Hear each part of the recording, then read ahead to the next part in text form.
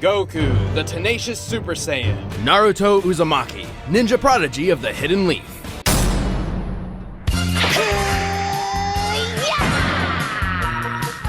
Kakarot was born to a low-class Saiyan warrior on the planet Vegeta. He narrowly escaped the extinction of his entire race when he was sent to Earth with a single, simple mission. Destroy everything! Then he conveniently bumped his head and forgot about it all! Dubbed Goku by his adoptive grandfather, his life revolves around combat. He cares little for anything else, unless food is involved. Can I have another bowl, please? At 12 years old, he was trained by Master Roshi in Kame Sennin Ryu, which pushes a person to superhuman levels. Complementing his Saiyan biology, Goku's superhuman strength, speed, and senses skyrocketed. He developed numerous fighting techniques, including the fast-moving after image and the dragon throw, his trademark grapple. At 15, he was already so powerful that the only worthy teachers left were gods. He was only a kid and his power level was already enormous. We cannot judge Goku by his power level, nor can we through power scaling, the theory that he can achieve the same feats as lesser Dragon Ball characters.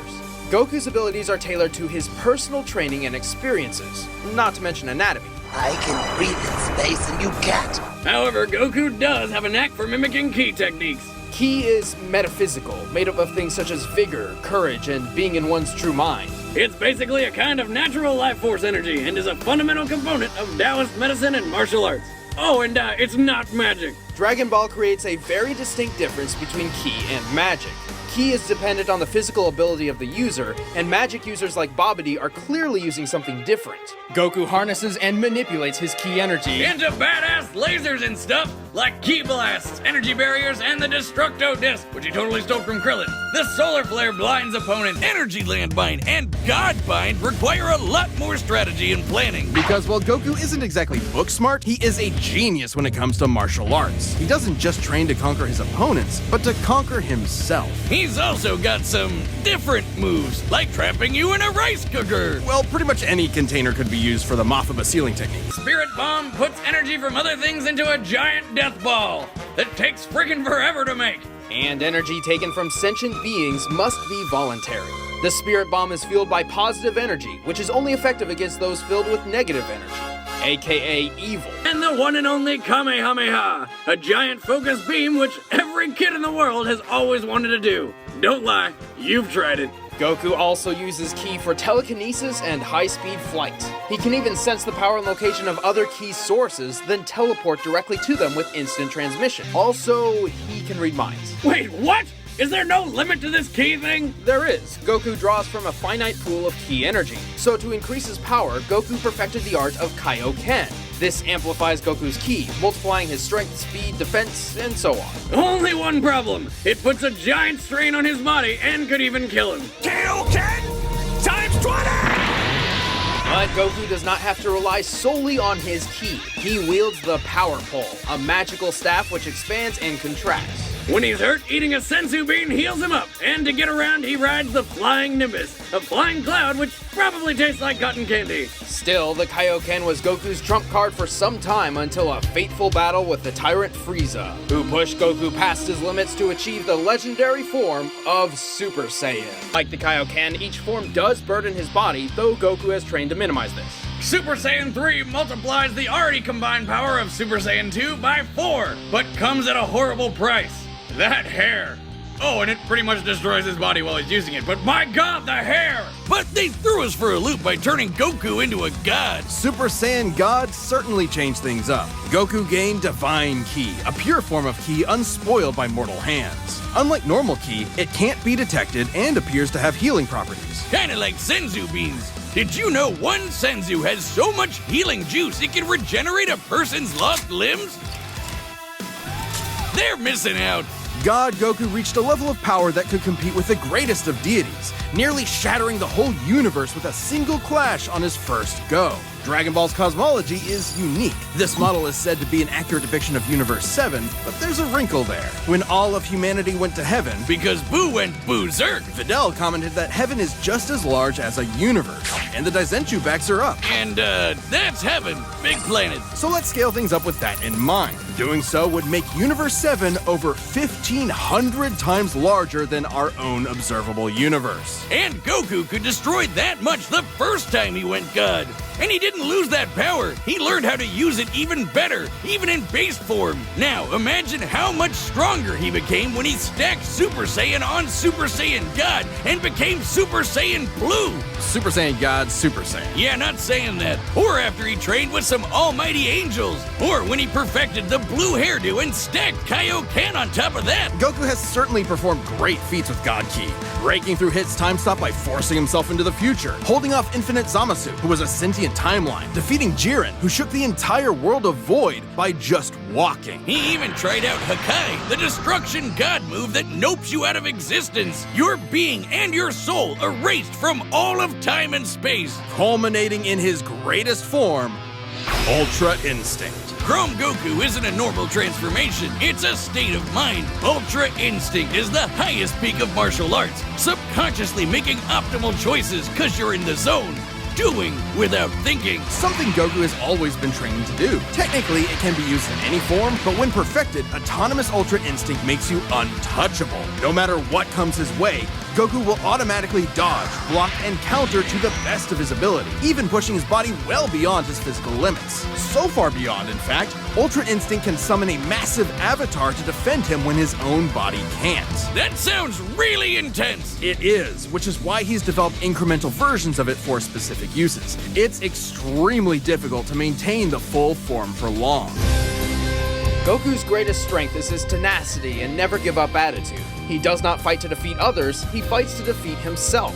However, this may also be his greatest weakness. He prefers a fair fight, eager to see his opponent's maximum potential. He's about to reach his maximum.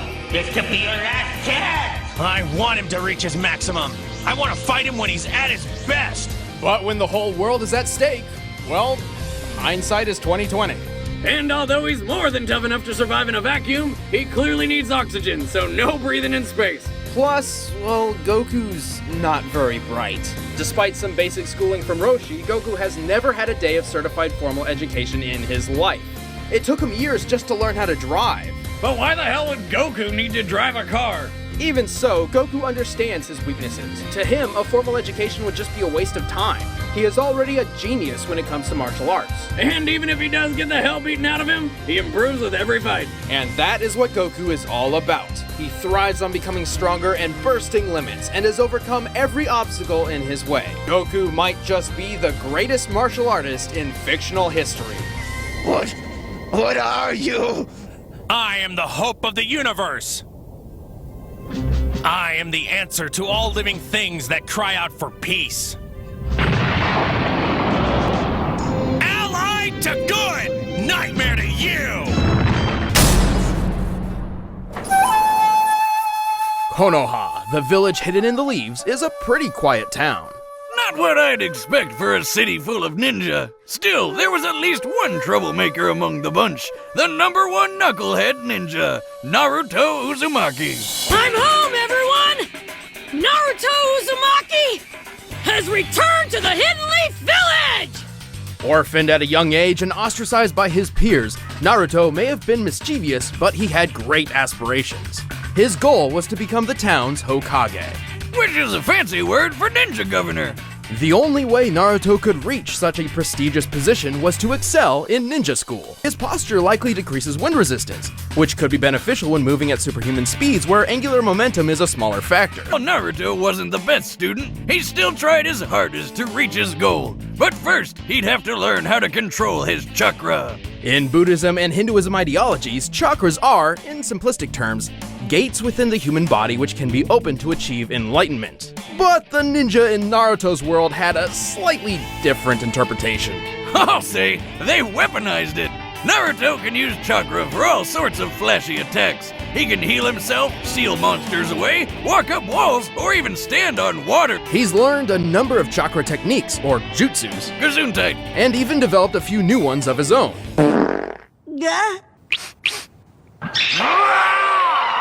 His signature move is the Shadow Clone Jutsu.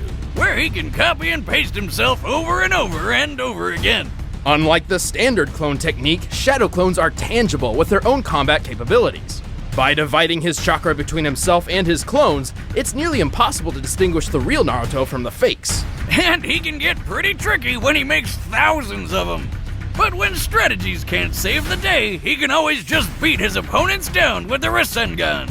By spinning chakra in his hand, Naruto creates a compact ball of energy which can blast through solid stone. While the Rasengan usually takes years to learn, Naruto figured it out after training for just over a week. By combining the Rasengan with the element of wind, he uses it to turn the spinning ball into a spinning blade. This baby can trap you in a vortex of wind so sharp, it'll mess you up at a cellular level. Naruto has plenty of other techniques up his orange sleeves, including summoning, substitution, and transformation jutsus. He can even transform into a naked woman. While most individuals have chakra, everyone has a limit. The more physical and spiritual energy one possesses, the more chakra they'll have at their disposal. Just like the gas tank from a chainsaw. Thanks to his heritage, Naruto already has a great deal of chakra. Even still, he has far more than he reasonably should, all thanks to the beast within. Yeah, he's got a monster in his stomach. Let's backtrack a few years. On the day of Naruto's birth, his village was attacked by a chakra beast known as the Nine-Tailed Fox. A monster so destructive, a mere swing of its tails could level a mountain. In desperation, the Hokage at the time sacrificed himself to split the Nine-Tails in two, sealing one half within his own son, Naruto. Eventually, Naruto discovered how to communicate with the Nine-Tails. They didn't get along at first, still they eventually became friends, and Naruto learned the fox's name was Kurama. Afterward, Kurama willingly shared his chakra with Naruto on a regular basis. And as a being composed of chakra, Kurama's reserves are gigantic. With so much power at his fingertips, Naruto can enter a bunch of different super forms. First up is Sage Mode, which sounds like something he'd learned from an old wise man or wizard, right? Nope, he learned it from a frog. Furthermore, Sage Mode allows Naruto to perceive the entire area around him and tap into naturally occurring energy via Senjutsu. He can enhance his chakra attacks by adding natural energy, but if he's not careful, he'll turn into a frog. No, I'm not kidding. With Kurama's chakra, Naruto can enter multiple tailed beast forms, which drastically increases physical prowess and energy output. Best of which is the Nine-Tails Chakra Mode. Flame on! It got even better when he befriended Mr. Fox, upgrading to the stronger, faster, tougher Kurama Chakra Mode. Chakra Mode grants Naruto extra protection, a sense for negative emotions, and the ability to create additional chakra arms. He can also shroud himself in a Nine-Tails-sized avatar and use Kurama's ultimate attack, the Tailed Beast Bomb. So destructive it can level a mountain range. And for his final form, it's spoiler time. Pay attention, cause, yeah. All this chakra stuff started with an alien named Kaguya, who ate a fruit which basically created chakra. Later, she got all murder happy, so her sons stopped her. One of these sons, the Sage of Six Paths, had his own son named Ashura, and Naruto is a reincarnation of him. So yeah, Naruto's kind of an alien. Through this connection, Naruto was gifted the most divine form of energy, Six Paths Chakra. With it, he can enter Six Paths Sage Mode. His strength gets boosted even more. He can fly, and he can use truth-seeking balls, which are orbs of chakra that can transform into weapons and destroy anything they touch.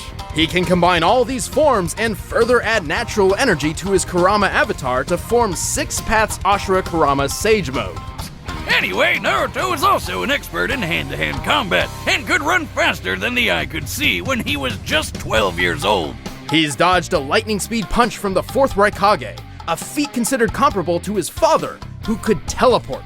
He even dodged this light-speed loogie. According to the 4th data book, this Light Fang attack does indeed move at light speed, over 670 million miles per hour. He's tough enough to survive getting stabbed, have his soul ripped out, or get smacked in the face with a beam that can slice the frickin' moon apart.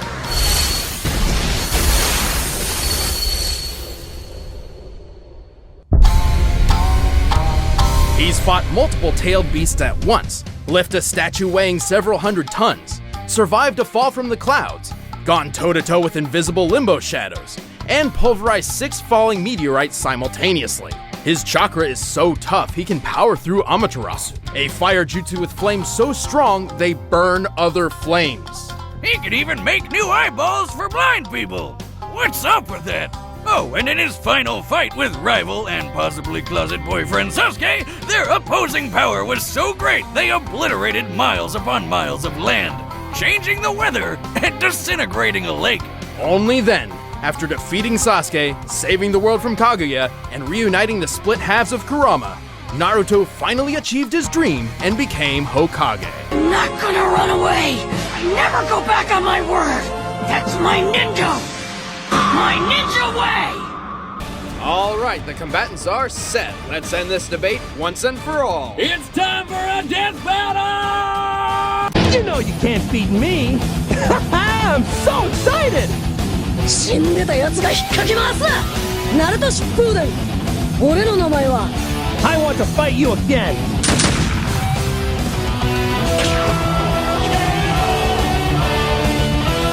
The winner is Goku. Next time on Death Battle.